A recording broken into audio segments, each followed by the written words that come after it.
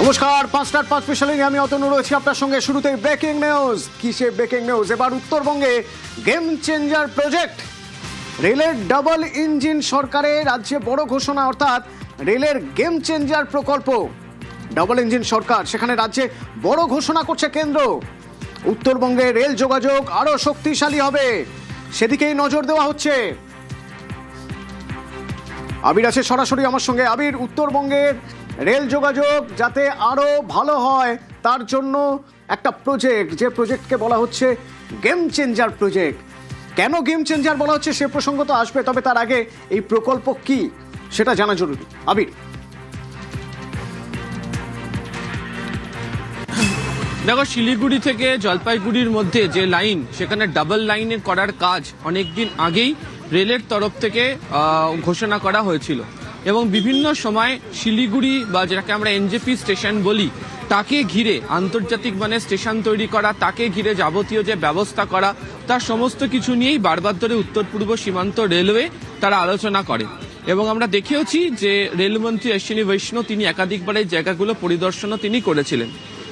একদিকে যেমন হচ্ছে এনজেপি স্টেশন, তাকে আধুনিক করে তোলা হচ্ছে, সেই কাজ যেমন চলছে, ঠিক তেমনিভাবে হচ্ছে উত্তরবঙ্গের সঙ্গে উত্তর পূর্ব ভারতের এবং দক্ষিণবঙ্গের সঙ্গে সংযোগের জায়গাতে যে ট্রেনের গতি, পণ্য পরিবহন করার জন্য যে ট্রেনের জন্য আলাদা ডেডিকেটেড যে লাইন, এবং উত্তর পূর্ব ভারতে যাওয়ার জন্য ট্রেনের যাতে আরও গতি বৃদ্ধি করলে তাড়াতাড়ি ট্রেন চালাতে পারা যায়। তার কারণ তুমি জানো যে এখন দুটো বন্দে ভারত চলে, আরও বন্দে ভারতের সংখ্যা বৃদ্ধি করার পাশাপাশি পরিকল্পনাতেও রয়েছে আগামী দিনে যে হাই স্পিড ট্রেনের যে করিডর সেটাকেও তৈরি করতে হবে।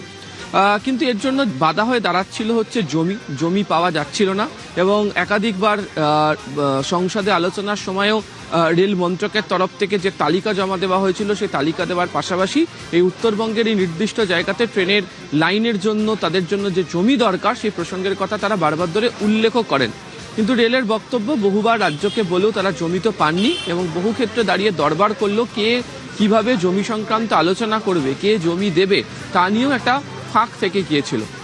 আজকেই রেলমন্ত্রী অশ্বিনী বৈষ্ণব তরফ থেকে তুমি জানো যে জানানো হয়েছে যে তারা এই রেল প্রকল্পর কাজ দ্রুতগতিতে এগিয়ে নিয়ে যাওয়া হচ্ছে, এবং তার জন্য যে পরিমাণ জমি দরকার তারা মনে করছেন রাজ্য সরকারের কাছ থেকে পাবে।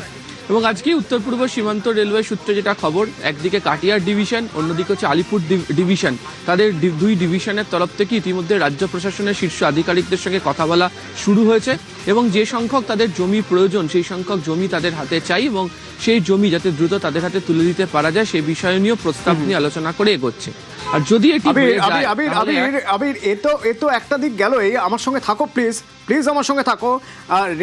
রেলের জন্য বা রেলের তরফে বাংলার জন্য আরো সুখবর রয়েছে। তবে এই যে গেম চেঞ্জার প্রজেক্ট, এই গেম চেঞ্জার প্রজেক্ট অর্থাৎ জলপাইগুড়ি শিলিগুড়ি রেল লাইন 7.15 কিলোমিটারের এই রেল লাইনের কাজের যে অনুমোদন, অর্থাৎ রেল লাইন ডাবলিং হবে, তা নিয়ে উত্তরবঙ্গ কি বলছে? উত্তরবঙ্গ থেকে যোগাযোগ করেছিলাম, আমার সঙ্গে পার্থপ্রতিম রয়েছেন। পার্থপ্রতিম বলতে পারবেন উত্তরবঙ্গের মানুষ কি বলছে। এবং পার্থপ্রতিমের সঙ্গে আমরা এখন যোগাযোগ করেছিলাম, পার্থপ্রতিম কি বলছেন, আমার সহকর্মী অয়নের সঙ্গে কথা হয়েছিল পার্থপ্রতিমের, শুনুন।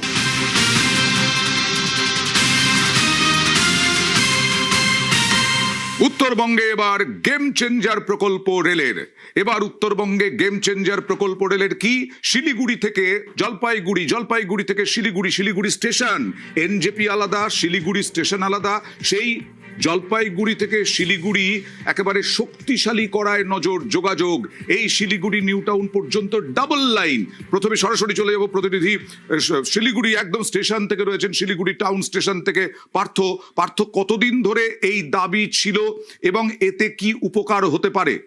দেখো, এই দাবি কিন্তু বহু পুরনো দাবি, বেশ কয়েকটি বছর কেটে গেছে, কিন্তু কখনো যখন বিভিন্ন সংগঠন থেকে, বিভিন্ন রাজনৈতিক দল থেকে কিন্তু এই দাবি রেলের কাছে তুলে দেওয়া হয়, কিন্তু দীর্ঘদিন ধরে এই দাবি কিন্তু একেবারে কিন্তু আটকে রাখা হয়েছিল, ফাইলবন্দি ছিল। অবশেষে কিন্তু আজ রেলমন্ত্রী তিনি রাজ্যের মুখ্যমন্ত্রী শুভেন্দু অধিকারীকে চিঠি দিয়ে জানিয়ে দিয়েছেন যে নিউ জলপাইগুড়ি স্টেশন, অর্থাৎ উত্তর পূর্ব ভারতের যে রেলপথের করিডর এনজিপি স্টেশন, সেই এনজিপি স্টেশন থেকে প্রথম পর্যায়ে শিলিগুড়ি টাউন স্টেশনে শিলিগুড়ি শিলিগুড়ি জংশন পর্যন্ত যে দূরত্ব রয়েছে সেখানে কিন্তু যে সিঙ্গেল লাইন ছিল তার ডাবল লাইনে রূপান্তরিত করা হবে। এতে কী সুবিধা হবে?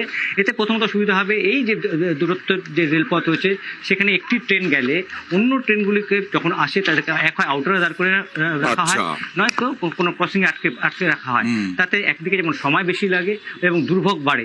স্বাভাবিকভাবেই উত্তর পূর্বে ভারতের যে অন্য রাজ্যগুলিতে তার সঙ্গে দেশের অন্য অংশের রেলপথের যোগাযোগের কিন্তু একটা নতুন মাত্রা পাবে। প্রথম পর্যায়ে এনজেপি স্টেশন থেকে ভায়া শিলিগুড়ি টাউন জংশন পর্যন্ত এই কাজ ডাবল লাইনিংয়ের কাজ হবে। পরবর্তীতে যেটা আমরা জানতে পারছি যে শিলিগুড়ি টাউন শিলিগুড়ি জংশন থেকে যে রেলপথটি গেছে ডুয়ার্সে সেখানেও ডাবল লাইন করা হবে। আবার অন্যদিকে শিলিগুড়ি জংশন থেকে একেবারে আলোয়াবাড়ি রোড পর্যন্ত যেখানে সিঙ্গেল লাইন রয়েছে সেখানেও ডাবল লাইন করা হবে। তাদের স্বাভাবিকভাবেই উত্তর পূর্ব ভারতের রাজ্যগুলির সঙ্গে দেশের অন্য অংশের রেল যোগাযোগ একটা নতুন মাত্রা পাবে, রেলে গতি আসবে এবং যাত্রী স্বাচ্ছন্দ্য কিন্তু অনেকটাই বেড়ে যাবে এক লাফে। শুধু উত্তরবঙ্গ নয়, উত্তর পূর্ব ভারতের জন্য এটা গেম চেঞ্জার। অনেক ধন্যবাদ পার্থ। শুধুমাত্র উত্তরবঙ্গ বা উত্তর পূর্ব ভারত কেন, প্রকল্প আরও আছে। যদি আমরা দেখি তাহলে সাঁতরাগাছি খাতিপুরা ভায়া খড়গপুর নতুন এক্সপ্রেস ট্রেন এবং শুধু তাই নয়, তার সঙ্গে নতুন রেল প্রকল্পও রয়েছে। আবির আছে আমার সঙ্গে, একবার কথা বলবো। আবির, শুধু উত্তরবঙ্গ কেন, তার পাশাপাশি আরও কিছু সুখবর, বাংলার জন্য আরও কিছু সুখবর রয়েছে।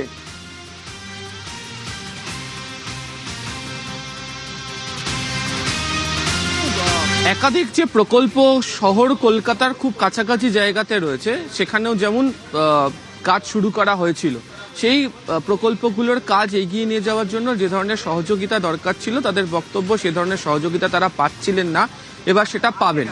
এবং যেগুলো নতুন করে, যেমন দক্ষিণ পূর্ব রেল একটি প্রকল্পের কথা বলা হচ্ছে, পূর্ব রেল একটি প্রকল্পের কথা বলা হচ্ছে, উত্তর পূর্ব সীমান্ত রেলের 6টি প্রকল্প নিয়ে কথা চলছে। পূর্ব রেলের সব থেকে বেশি একাধিক জায়গাতে ট্রিপল লাইন বা 4th লাইনের কাজ করতে হবে, তার জন্য যে সেই প্রকল্পগুলোর কাজে গতি আসবে, এমনটাই রেলের আধিকারিকরা জানাতে শুরু করেছেন। সর্বোপরি তুমি যদি দেখো, সেটা হচ্ছে রেলকে ঘিরে যেটা প্ল্যানে বলাও হচ্ছিল যে তারা এমন একটা করিডর তৈরি করে ফেলতে চান, সেখানে দাঁড়িয়ে যে এক হচ্ছে শিল্প সংস্থাগুলো তাদের পণ্য পরিবহনের ক্ষেত্রে সুবিধা হবে, দ্বিতীয়ত হচ্ছে প্রয়োজনে দেশের বিভিন্ন জায়গাতে যাতায়াত করার ক্ষেত্রে তাদের ভীষণ রকমভাবে সুবিধা তৈরি হয়ে যাবে। এবং অবশ্যই যেটা গুরুত্বপূর্ণ থাকবে সেটা হচ্ছে যে যত বেশি ট্রেনের গতি বাড়বে মানুষের তত বেশি সুবিধা হবে। আমাদের প্রত্যেক দিনকার একটা অভিযোগই থাকে যে দক্ষিণ পূর্ব রেলের ট্রেন চলাচল অত্যন্ত স্লথ গতিতে হচ্ছে, এবং তা নিয়েও পূর্ব রেল নিয়েও, বিশেষত হাওড়া ডিভিশন নিয়েও একাধিক অভিযোগের আগে বারবার ধরে উঠেছে। এবং বহু ক্ষেত্রে এদের বক্তব্য থাকে যে প্রকল্প দেওয়া হচ্ছে, কিন্তু সেই প্রকল্পগুলো রূপায়ণ করার জন্য যে ধরনের জমি দরকার সেই জমি তারা পাচ্ছিলেন না। তো রেল মন্ত্রক আশাবাদী নতুন প্রকল্পগুলো দিচ্ছেন, তার কারণ তারা মনে করছেন যে জমি নীতিকে সহজ করে যে কাজের প্রয়োজনে পরিকাঠামো উন্নয়ন করার জন্য বাস্তবিক পথে যেভাবে চলা দরকার সেটা সরকার চলতে পারবে, এবং সেই কারণেই একাধিক এই প্রকল্পগুলোর কথা ঘোষণা করা হয়েছে। ধন্যবাদ আবির।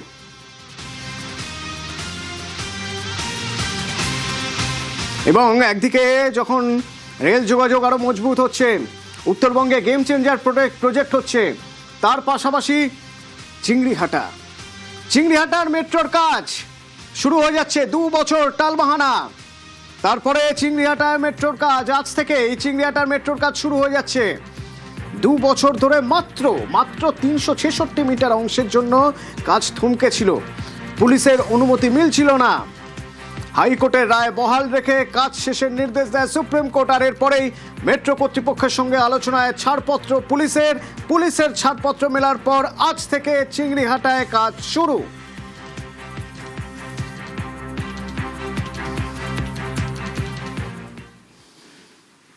যারা দক্ষিণ কলকাতা থেকে এয়ারপোর্ট যাবেন কিংবা সল্টলেক সেক্টর 5 যাবেন, শুক্রবার রাত 8টা থেকে সোমবার সকাল 8টা পর্যন্ত এবং 22 তারিখ রাত 8টা থেকে 25 তারিখ সকাল 8টা পর্যন্ত যান নিয়ন্ত্রণ থাকবে চিংড়িঘাটা ক্রসিংয়ে। দক্ষিণ কলকাতা থেকে যারা আসছেন EM বাইপাস ধরে, তারা ঠিক মেট্রোপলিটন মোড় আসার পরেই ঠিক এভাবেই দুটো রাস্তা, অর্থাৎ মূল যে চিংড়িঘাটা ক্রসিং যাওয়া হবে সেই রাস্তাটা বন্ধ থাকবে, অর্থাৎ ডান দিকে যে রাস্তাটা আমরা দেখতে পাচ্ছি সেটা বন্ধ থাকবে, এবং বাঁ দিকের যে রাস্তা সেই রাস্তা ধরে শুক্রবার রাত 8টা থেকে সোমবার পর্যন্ত সকাল 8টা পর্যন্ত এই রাস্তা দিয়ে যেতে হবে। এবং 22 তারিখ রাত 8টা থেকে 25 তারিখ সকাল 8টা পর্যন্ত। একইভাবে রুবি ক্রসিং থেকে যারা আসবেন বাইপাস ধরে অর্থাৎ দক্ষিণ কলকাতা থেকে উল্টোডাঙ্গা বা সেক্টর 5 বা এয়ারপোর্টের দিকে যাবেন, তাদেরকে এই নতুন রাস্তা ধরে চিংড়িহাটা ক্রসিং পর্যন্ত যেতে হবে। এই বেলেঘাটা মোড় থেকে যারা শিয়ালদা যাবেন তাদেরকে বাঁদিকে যেতে হবে, আর সোজা উল্টোডাঙ্গা এয়ারপোর্টের দিকে, আর ডান দিকে যেতে হবে যারা সল্টলেক সেক্টর 5-এর দিকে যাবেন তারা ডান দিকে ঘুরবেন। ক্যামেরায় সৌমেন দাসের সঙ্গে বিশ্বজিৎ, নিউজ 18 বাংলা।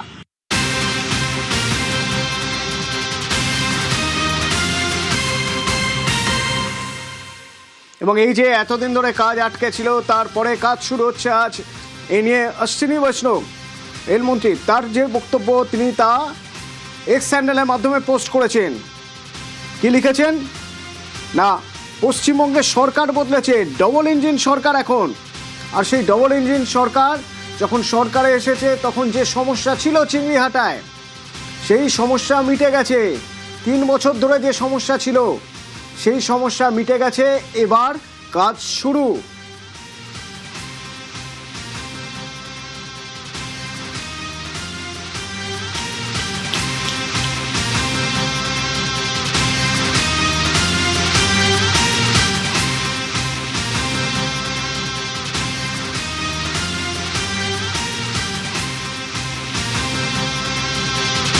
টানা 16 ঘন্টা দ্বিতীয় হুগলি ব্রিজ বন্ধ থাকছে, কারণ মেরামতি করতে হবে।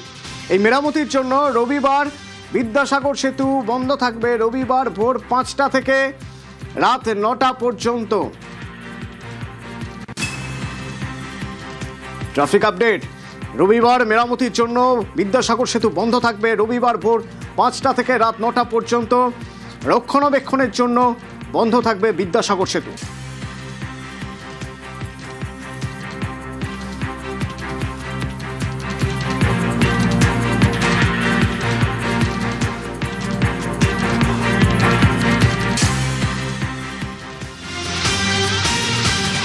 সরকারে আসার আগে নির্বাচনী প্রতিশ্রুতি ছিল বিজেপির যে আরজি করের ঘটনার কেস রিওপেন হবে, ফাইল খোলা হবে। মুখ্যমন্ত্রী আজ জানিয়ে দিলেন আরজি করের ঘটনায় 3 জন আইপিএস সাসপেন্ড। আরজি করের যে ঘটনা হয়েছিল সে সময় কড়া পদক্ষেপ, সে সময়ের ঘটনা নিয়ে সাসপেন্ড করা হলো 3 জন আইপিএসকে।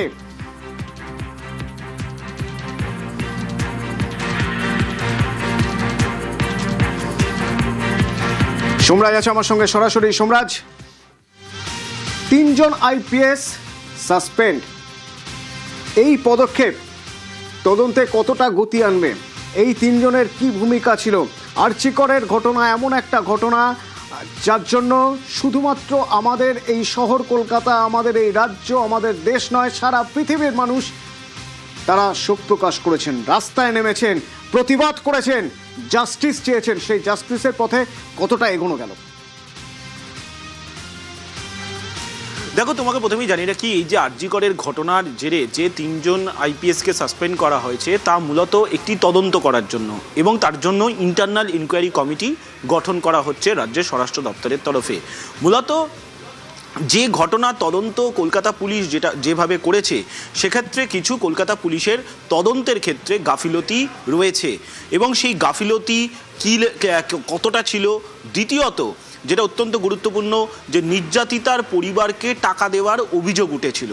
এই অভিযোগ কি সত্য? আর যদি এই অভিযোগ সত্যি হয়, তাহলে কার নির্দেশে একজন আইপিএস এই নির্যাতিতার পরিবারকে টাকা দেওয়ার কথা বলেছিলেন?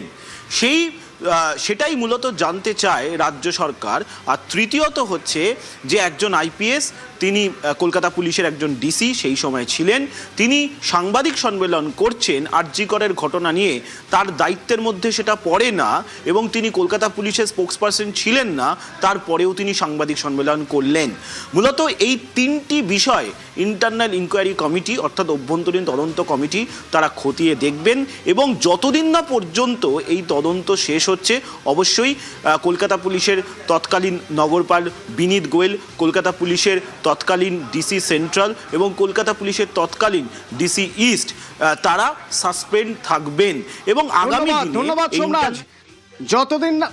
যতদিন না পর্যন্ত তদন্ত শেষ হবে ততদিন পর্যন্ত এই তিনজন সাসপেন্ড থাকবেন। এই তিনজন কারা সে প্রসঙ্গে আসবো, তবে তার আগে মুখ্যমন্ত্রী আজ কি বললেন এ প্রসঙ্গে শুনবো।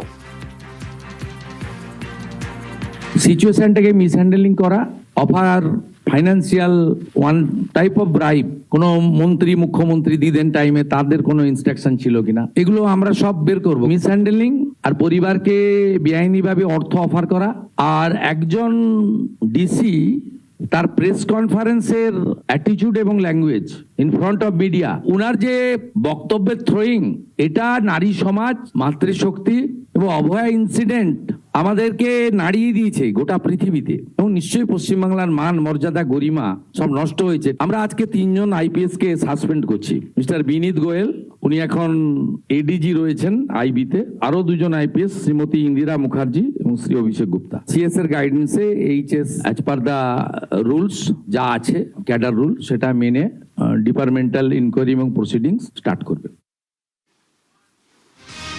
তিনজন, তাদের মধ্যে তৎকালীন DC north Abhishek Gupta suspend, আর কে ইন্দিরা মুখোপাধ্যায় তৎকালীন ডিসি সেন্ট্রাল সাসপেন্ড, এবং কলকাতা পুলিশ কমিশনার বিনীত গোয়েল সে সময়ে সাসপেন্ড। এই তিনজন কেন সাসপেন্ড, এদের কি ভূমিকা ছিল বলে মনে হয় সে সময়, তারা তখন কি কি কি করেছিলেন স্টেপ বাই স্টেপ যদি দেখা যায়। আমরা কথা বলেছিলাম, আমার সহকর্মী সোনিয়া কথা বলেছিলেন নিউজ 18 বাংলার এডিটর ইনপুট কমলিকার সঙ্গে। শুনুন কমলিকা কি বলছেন। এই আরজি করের ঘটনা নিয়ে আমরা দেখেছি যে কিভাবে তোলপাড় হয়েছে চারিদিক, কোথাও গিয়ে সুবিচারের দাবি বারবার উঠে এসছে। আজ রাজ্য সরকারের তরফ থেকেই কড়া পদক্ষেপ। মূলত এই 3 আইপিএস এর বিরুদ্ধে কি কি অভিযোগ? দেখো, সবচেয়ে প্রথমেই বলে রাখি, বিনীত গোয়েল যিনি প্রধান ছিলেন, যিনি কমিশনার ছিলেন, কমিশনার কলকাতার ছিলেন, তিনি এই যা অভিযোগ তার বিরুদ্ধে উঠেছিল যে তিনি এই গোটা বিষয়টা যে হ্যান্ডলিং সেটা ঠিক করে করতে পারেননি। তিনি কোথাও না কোথাও এই অভিযোগটা বারবার তার বিরুদ্ধে উঠেছে যে তিনি এই পুরো বিষয়টাকে ধামাচাপা দেওয়ার চেষ্টা করেছেন। শুধু তাই নয়, সবচেয়ে মনে আছে যে আরজি কর হাসপাতালে যেদিন এই ঘটনাটা সামনে আসে সেদিন বিকেলবেলা অভয়ার নাম পর্যন্ত সামনে আনেন বিনীত গোয়েল। তিনি তখন কলকাতার নগরপাল ছিলেন, কলকাতার কমিশনার ছিলেন, যেটা কোনো মতেই করতে পারেন না যখন এই ধরনের একটা অ্যালিগেশন, এই ধরনের একটা রেপ অ্যালিগেশন যখন করা হয়েছে। প্রথমত তিনি, আমাদের মনে আছে যে তিনি যখন সাংবাদিকদের সঙ্গে কথা বলেন তিনি তার নাম বলে দেয় এবং গোটা বিষয়টা, গোটা পুলিশের যেহেতু তিনি চিফ ছিলেন, তিনি নগরপাল ছিলেন, গোটা বিষয়টা তিনি খুব খারাপভাবে হ্যান্ডলিং করেছেন, কোথাও ধামাচাপা দেওয়ার চেষ্টা করেছেন, এই অভিযোগটা ওঠে। 1, 2, ইন্দিরা মুখার্জি যিনি ডিসি সেন্ট্রাল ছিলেন, তাকে দেখা গেছে যে তিনি বারবার এসে সাংবাদিক সম্মেলন করেছেন এবং ওইখানে যে অভিযোগটা উঠছিল যে ওই জায়গার যে একেবারে যে পিও অর্থাৎ যেটা প্লেস অফ অকারেন্স, সেই জায়গায় গিয়ে যে তথ্য তছরূপ করার অভিযোগ বারবার তার বিরুদ্ধে উঠেছে এবং তার যে সাংবাদিক সম্মেলন তার মধ্যে অনেক কিছুই এমন রয়েছে যেটা তিনি বলেছেন সেটার কোনো ঠিক জাস্টিফিকেশন নেই, যেটা বারবার জাস্টিফাই করতে গিয়ে অনেক কিছু ধামাচাপা দেওয়ার চেষ্টা করেছেন, এরকম অভিযোগ তার বিরুদ্ধে। 3, অভিষেক গুপ্তা ডিসি নর্থের আন্ডারে পড়ে আরজি কর হাসপাতাল এবং এই আরজি কর হাসপাতালে শুধু এই অভয়ার সেদিন তো গাফিলতি পুলিশের ছিলই, তারপরে যেভাবে বারবার অভয়ার মা এবং বাবার থেকেই সামনে জিনিসটা আসছিল যে অভিযোগ তারা বারবার বলছিলেন যে অভিষেক গুপ্তা কোথাও না কোথাও তাদের পয়সা দিতে চেয়েছিলেন, এই অভিযোগ ছিল। শুধু তাই নয়, 14 তারিখ যখন রাত জাগো যেটা হচ্ছিল সেখানেও কিন্তু যখন একেবারে ওখানে যারা একদম অ্যান্টি সোশ্যালরা তারা যখন ওখানে একদম দাপাদাপি করছিল তখন অভিষেক গুপ্তা কোথায় ছিল সেটাও একটা, যদিও তখন তার বিরুদ্ধে পদক্ষেপ নেওয়া হয়েছিল, কিন্তু সবচেয়ে বড় এই বিষয়টা যে নগরপাল ছিলেন বিনীত গোয়েল, তাকে দায় নিতে হবে, সুতরাং তাকে সাসপেন্ড করা হয়েছে এবং মুখ্যমন্ত্রী শুভেন্দু অধিকারী এটা বলেছেন তার সাংবাদিক বৈঠকে। তারপরে ইন্দিরা মুখার্জি ডিসি সেন্ট্রাল ছিলেন এবং তারপরে ডিসি নর্থ অভিষেক গুপ্তা, যার উপরেও অনেক অভিযোগ ছিল। আজ যখন এই ঘোষণা করছেন মুখ্যমন্ত্রী শুভেন্দু অধিকারী, তারপরে নির্যাতিতার মা কি বলছেন শুনুন।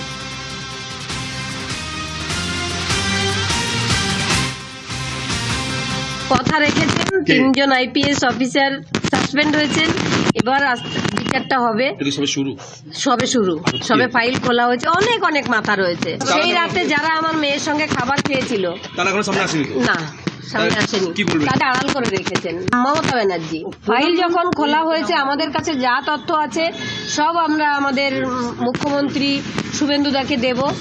সিবিআই সক্রিয় হবে? অবশ্যই হবে। মুখ্যমন্ত্রী যদি ব্যবস্থা নেন তাহলে সিবিআই কাজ করতে বাধ্য হয়। প্রধানমন্ত্রীকে আমি প্রণাম জানাই দূর থেকে, বর্তমান মুখ্যমন্ত্রীকেও ধন্যবাদ জানাই।